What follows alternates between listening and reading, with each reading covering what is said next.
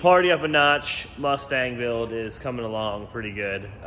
We just went to Radium and picked up a ton of goodies for this. I'm gonna give you guys a little lowdown on what we got. We got 10-gallon fuel cell here, some fuel line stuff that's more for the crankcase stuff. We're trying to keep it simple, and a low amount of AN lines in the engine bay for simplicity, because this car will travel everywhere and get worked on everywhere, and I just want it to be as simple as possible. So they have their own Radium, which is pretty sick, 1/2 inch, which is 8 AN. Fuel hose, it's super high quality stuff. It's pretty rad. So it keeps it all in-house with all the fuel system. And the big thing is we'll likely be running ethanol on this car, so we want everything to be nice, new, and easily serviceable no matter where we're at. So the biggest thing here is gonna be this Radium fuel cell. It comes in a stainless cage, which is nut-certed and ready to go for the tank installation. These really nice straps that go over the top of it. And basically you bolt this into the body of the car wherever you're gonna need it, and then you can drop the cell directly into there. The coolest part about this is the actual drop-in FCST, which is a surge tank that's inside of the stock tank. So this holds, we just have 2 pumps in there right now. It can hold a 3rd one if we want to make more power later, but we're only trying to make about 450 with this project, maybe 400 on its most driven setting. So it has fuel level indicator, fuel pumps are inside of it.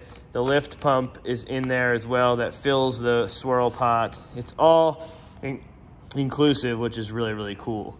So you get your pump out, your pump in, and we're gonna run this as a returnless setup, so the regulator will be mounted somewhere right here and return right back into the line, and we'll deadhead it at the pump itself at the front side. So it'll be super simple, just a simple 8 AN line. From here, under the car, I'll go to stainless rod, tube I mean, so that way it'll just be safe and no issues there. And then we'll go back up to a E85 safe flex from there. So I'm super excited about this. We'll be able to get the weight where we want it and never deal with a fueling issue in terms of running out or sloshing.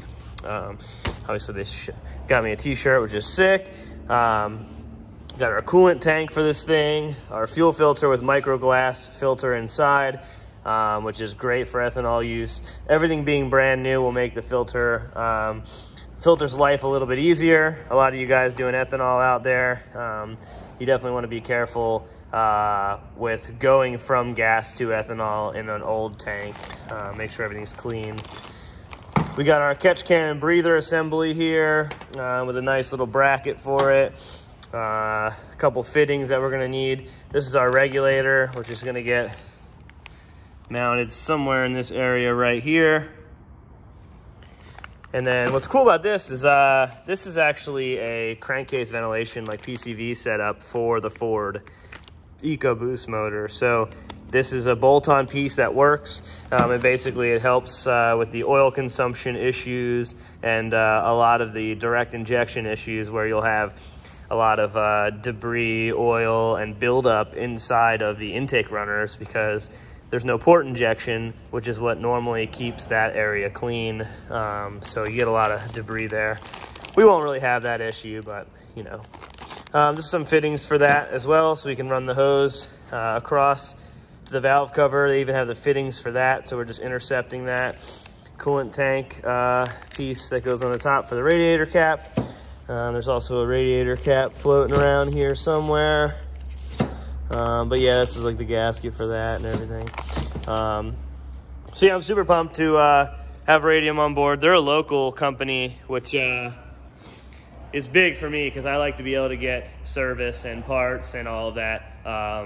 Like literally it's on the way to the track for me down at Park. So it's a quick run over there. So thanks JP and all the guys over at Radium for hooking us up with this. I'm hoping this is gonna allow us to have the weight where we want it, the performance for fuel and everything getting to the motor that we need to feed this direct injection motor, and see how far we can push the EcoBoost on a stock turbo, stock fuel system, and on gas and then ethanol. I'm just getting this fuel cell mounted. So it's kind of a tricky situation because the trunk is very shallow in these.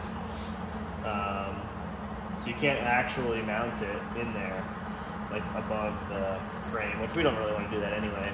But I also don't like it super low because then you can't service the axle easily. And if you back up over anything or hit anything, you could potentially hit the cell. So basically, we have it at the height where we can fit the actual cell unit in here. And when the car is at full droop, you can access all of the diff area. So it's more about serviceability than anything, without having to cut the car to pieces kind of thing. So this was already cut out when we got it. So that's kind of where we're at. Gonna burn this thing in and make sure everything fits before I fully weld it, and yeah, it should be good.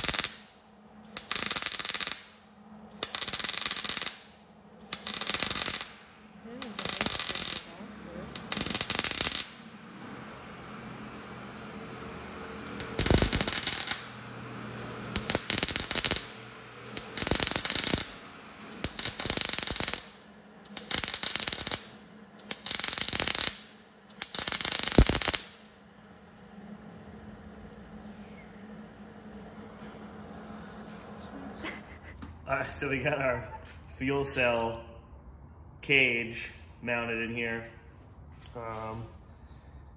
Turned out good. Needs a little bit of cleanup, but it's all welded in. All the corners are welded. This welded really nice. Of the body of my car did not. Whoever had this car before me definitely had oil all over it. I grinded it down and wiped it down, but still, it's just like as soon as you start welding on it, it's thin and it's the frame rail, so immediately all the oil and crap from the inside kind of wrecks it. But other than that, we had some pretty good welds. So we're gonna set this in there. Fancy. Might have to take this off. I'm not sure yet. We'll see. Woo! Oh boy. That was some good clearance. I measured it and I'm like 9 1/4. I'm going 10 because there's 3/4 of an inch here with that. So we got that in there. Set this over here. And we're gonna have to pull this back out to paint it anyway, but that's how she fits. Sick. Pretty snug in there. It'll give us plenty of room to fill. I also might just go straight up and have a filler neck here because it's so close to this. I could actually have it, the trunk seal around it.